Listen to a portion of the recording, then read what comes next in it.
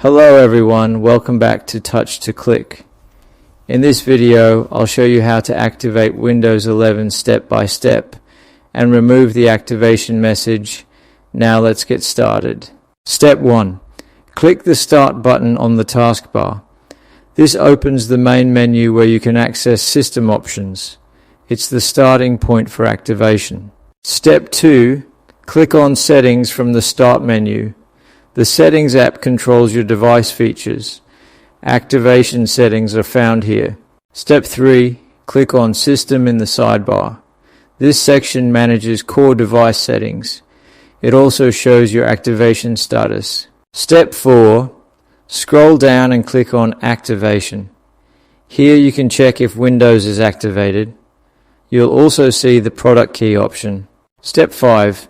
Click on Change beside the Change Product Key option. This lets you enter your 25-character key. A valid key is required for activation. Step 6. Enter your product key, click Next, and follow the on-screen instructions.